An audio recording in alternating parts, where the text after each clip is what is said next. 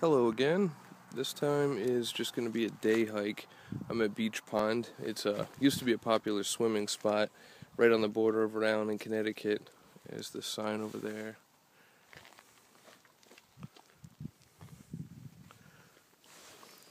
It's right on 165, Route 165 at the Connecticut state line. And actually across the street is where I'm going to take the day hike today. Got my dog over here. That's Gracie. She's coming along this time, wear her out a little bit. I'll talk about her gear and what I got with my day pack a little later. The hike I'm going to be taking today is actually across the street from the parking area. It'll be the south side. Right down here. That's the entrance where those big boulders are on the hike. I'm going to a place called the Deep Pond. It's tucked away back in here. You have to go a ways back past the Scenic Lookout. I'll take you up there, and it overlooks the pond and everything. You go off to the left over a hill, and it's a ways down, and then you take a right. There's a long trail with another colonial site and some other interesting stuff to see. But let us go.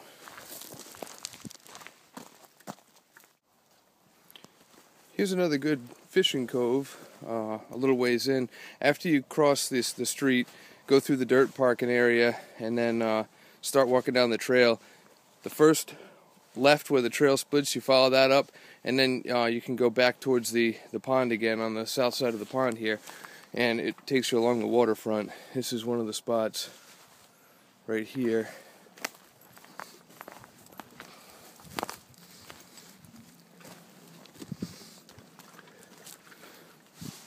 The water's crystal clear down here too. During fishing season, it must be real easy to get some stuff down here. I think they do stock this with trout too. Yeah. And again, there's also the garbage like there is in a lot of places that shouldn't be in there. Aluminum cans and stuff. Kids come down here and party sometimes because it's kind of off the beaten track. Now, this is something for any of you dog owners that are interested. Gracie, my Siberian Husky here, is wearing a pack of her own. It's made by a company called Roughwear. You can see that there. And this model is the Approach. So you can see that. Yeah. But when I take her out on these hikes, I make her carry her own stuff. She's got water and treats in there, and sometimes I put some other stuff like tinder or something that's lightweight if I need it, and I got my pack full. Plus, since she is a husky, by nature, they're pulling dogs, so it's a good way to help wear her out for the evening. Taking her for a walk, she could just go and go and go, but putting some weight on her back helps make her get her workout that she needs. Here's another neat little spot. A lot of people, you can see, set up bonfires and stuff out here. It's probably the teens again. But this is an awesome lookout. During the last ice age, all this stuff was carved out here like this, and when the ice receded, it left this, and it's pretty impressive looking. Back there on that rock jetty, that's where 165 is. My car's on the other side of that over at the point there. And then right down there is where I'm going, around that corner to the left up here. Here's another interesting thing that might help you sometime. I'm here in an area right off to my right is the tail end of the pond. And I'm in this mountain laurel thicket here. Now, these mountain laurels, they're actually really easy to differentiate. They do look a lot like blueberry plants, but obviously they're evergreen. They got the green at the top all year long. If you can find an area of these and find ones that are dead like this, these make awesome kindling for starting a fire. If you have something like my little retractable saw, when you're out and about, just saw it off at the base, cut it into, I don't know, 6 to 8 inch little logs, split it in half with your knife. I can show you that at another time. They're awesome for starting fire once you get your tinder going. They keep it, hold it, and they stay dry pretty good in damp conditions. If you get the stuff that's dead but still standing, because obviously it's up off the ground, not soaking up all the water. And in this area also, like I mentioned in my other video, you can find wintergreen usually in areas because they like the dampness, and underneath mountain laurels is usually a damp area, and so then you can get the wintergreen on top of it. In different times of year, you can also usually find wild cucumber root. When the time of year comes and I come across that, I'll show. It's really good. It tastes like it tastes just like a cucumber. That's how it got its name. And yeah, I'm off. Here's another thing I've been looking for in the background as I've been hiking. It's a birch tree. I mean, obviously here you can, this is a dead one. This is what I was looking for. The whole top of it's gone. You can obviously take the bark off it because it's got all the oils in it, but this is the main reason I was trying to find it. You can use it for these right here.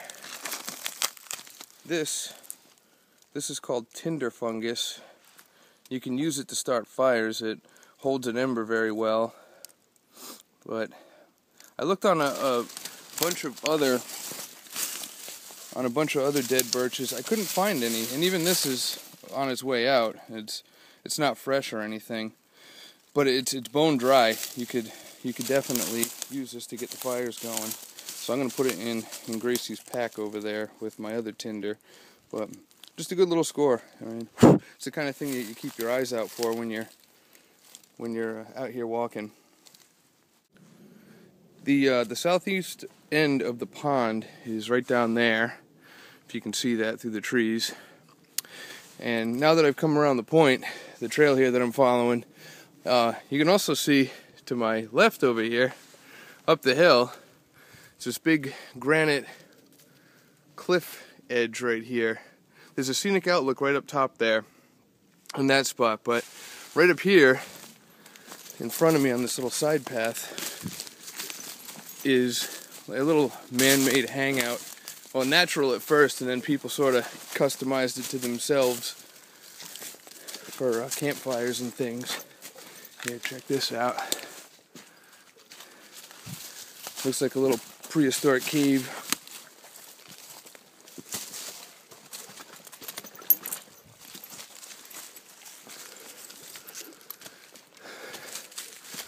Once you start getting up on it, you can actually see the sheer size of these rocks.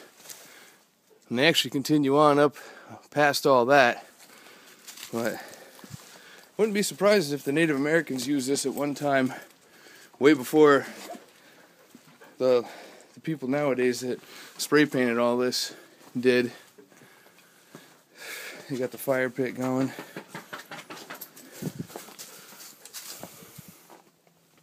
Just a really cool feature, land feature here. And it was the way it's tucked away back in here.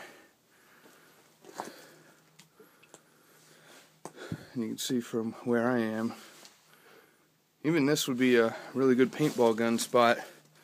You'd just be tucked away back here and no one would ever get a shot at you.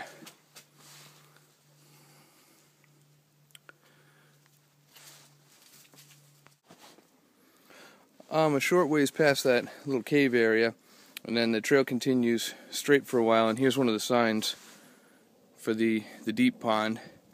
Once it goes up the hill there slightly, you go off over to the left over here, and over the hill straight for a ways, and then there's a right you can take that'll actually take you out there. This is a little detour I'm going to take up this trail. It takes you, there used to be a sign here saying that there was a scenic outlook up at the top up there.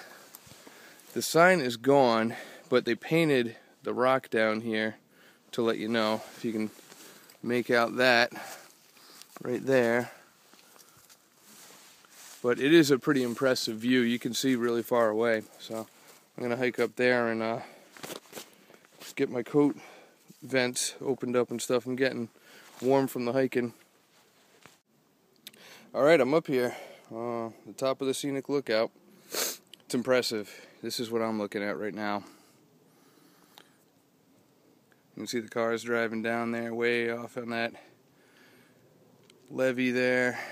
And this is all a beach pond right here from the base of this hill I'm at all the way off to there. If you look at the far side of the pond, that's actually Connecticut. That big white house off there on the shore, that's Connecticut.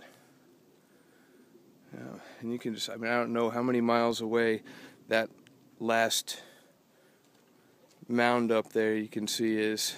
The hill rolling off way at the horizon. That's pretty far off. I mean, I can't even judge. That's from where I came, right back up in here. The way up is down there, down there, down there. And obviously a lot of people that hike and backpack know what these are, but this is what I was talking about with my coat. The vents in the sides under the arms, that lets your body wick away moisture. I'm doing a big no-no right now anyway because it's just a day hike, but I'm wearing a cotton t-shirt. It's already soaked from sweat. If I had something else at the time, I would have grabbed it. Synthetic, polyester, that kind of stuff. It dries off a lot quicker. When this cotton gets soaked, it literally, if you don't have a campfire, it takes probably most of a day, if not all of a day, into the next day just to dry off, to sit there out in the open air to dry off. Now my day pack here, this is it. It's an Osprey pack. This model's the Stratos 24, and I'm just a big fan of Osprey. They just make really durable quality packs that they sell. My backpacking pack is the same thing, but it's an Argon 85 is the model of that one. Pockets everywhere, everything's accessible. Really, even the zippers are seam taped on them for the most part, and obviously my other pack has a rain cover anyway, but this will keep your stuff somewhat dry. Everything's user friendly. It's got the top pocket over here and one in the front. One in the front right there for just loose storage stuff. It's got the ones on the side here. That might even be a place I would put my camping saw or something in. There's two pockets on the waist belt here. That one and that one. Other side. The big main pocket right here, also you can either put your water bladder in the top here, or like I do, it's actually in the mesh in between. There's a zipper right up here. It says water right on it there. And it's just a convenient spot because it doesn't take up any space in your pack because it's in that mesh area that helps your, and that's designed that way for wicking moisture away from you also, the mesh. So if you're doing a day hike in the nicer weather and you don't need a jacket on or anything, that allows the moisture to wick off your body better.